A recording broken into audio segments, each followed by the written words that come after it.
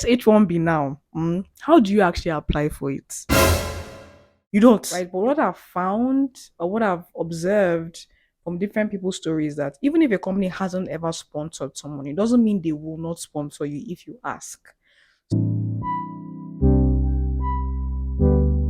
Welcome to Hello Younger Me. My name is Chika. If you're new here, my name is Chika. I was an international student. Um, Now I make videos for international students, current and incoming, tips and tricks on what helped me.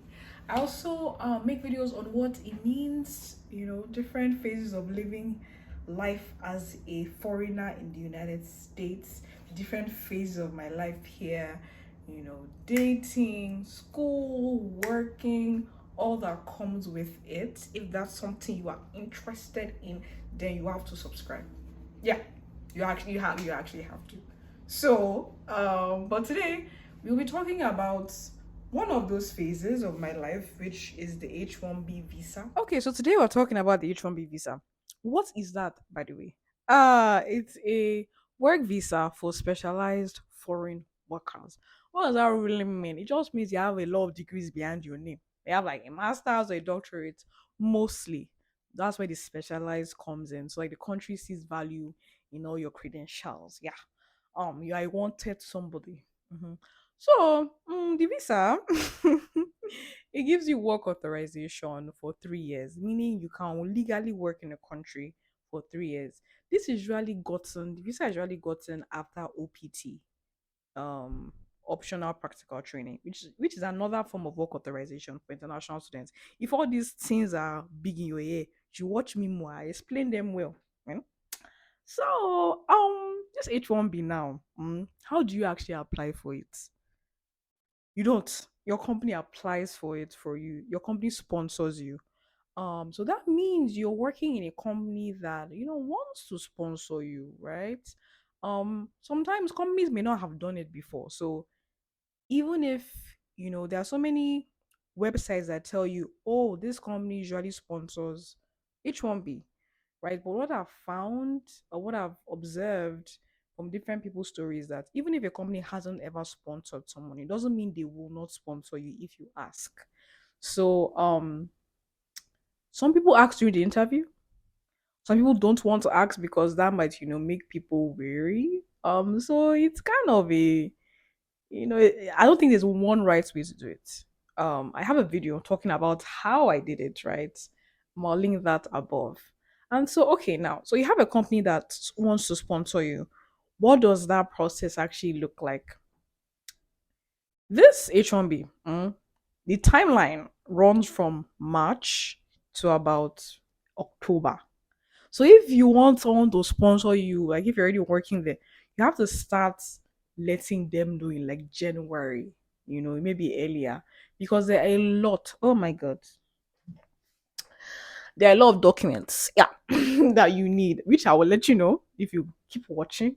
Documents that your company might ask you for, your immigration documents and other documents like your school and everything. Anyways, right? So there's a lot of things that need to be gathered for them to apply for you, so sponsor you. So in March, your company submits a registration, right?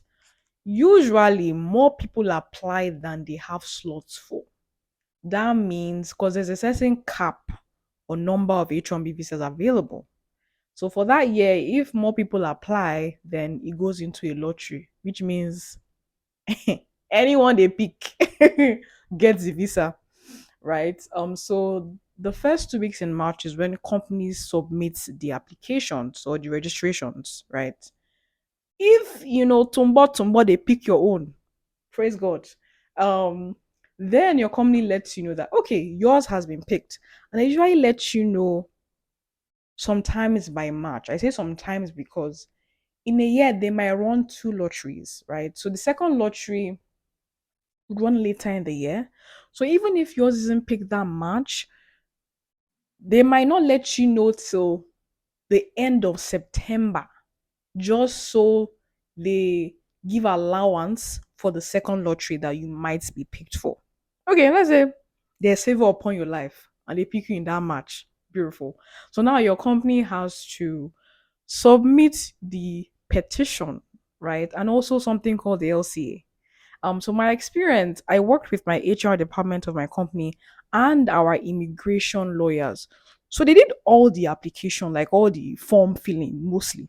All I had to do was submit a lot of documents. Okay, so what are the documents that they need to have to apply that your company might ask you when they want to sponsor your H1B visa? The way I did it, I worked with, the immigration attorneys, and they filled out everything like I said. But then they required me to submit a questionnaire, which I presume was to fill out some of the forms, right? The questionnaire had like was an Excel document with a biology a section for what's this thing called? Biographical information, so like about my family, right? And there was some another one for education. So all my schools I went to, um the skills I learned, um that one for my career, basically like a resume format. So yeah. And then so the immigration documents are all the passport pages with you have with US visas, your SSN, your birth certificate, um, all your I-20s, all of them from every school you ever been to in this country, all of them. Keep them well. Yeah. Um, your receipt notices, and your approval notices for your CPT if you applied for that, and your OPT, your EAD cards, which is your OPT cards, right? What else? Your most recent 3-month pay stubs from your company, um, all your diplomas, all your transcripts, official transcripts. Yeah. Um, is that everything? Okay, yeah, all your employment letters. So if you did an internship, that one too. Um, Let me make sure I wrote like a list. And then yeah, yeah, that's correct. Okay, so yeah, those are the documents. Something cool about the H1B is the H1B Cap Gap, which is automatic. You don't have to apply for it, which is rare. It is very rare for anything international that you don't have to apply for. You don't have to pay money for. There's no fee. It's automatic. What is it? You ask me. It means that if your H1B registration gets chosen in the lottery and your company submits your petition, your application for the H1B before your OPT or whatever work authorization you have expires, which is mostly OPT, your H1B application, pending application, gives you work authorization that will last till your H1B status kicks in. So H1B status kicks in on October 1st. Even if yours is approved in June or July or whenever, August, whenever it's approved, your status doesn't kick in until October. So during that time, right, after your OPT expires and before your H1B kicks in, you are good. Let me give you a scenario to make it clearer. If your OPT expires in June, right, but your company files for your H1B before June, your OPT expires. But because they filed for you before June, you're good. You don't have to apply for an OPT extension, OPT stem. You are good till your H1B kicks in October. And by God's grace, I pray for you that it will be approved. So you don't have to worry about it being approved. But there's also that, comma. Because even if they've applied for you, it has to get approved. I mean, it usually gets, except something goes wrong. There are circumstances when it gets denied. It's not common. So yeah, that's cap gap. So take note of it, so you don't have to waste money and apply for OPT extension.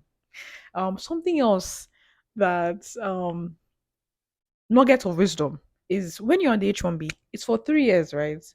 It's a dual intent visa. If you do want to stay in a country, start applying for your green card early. Don't wait till year three of the H1B because then you're gonna be rushing something.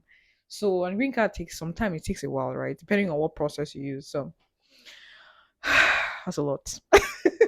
If it was helpful, like, share to someone that knows that needs it, and I'll see you later on the next video. Have a great day. Bye.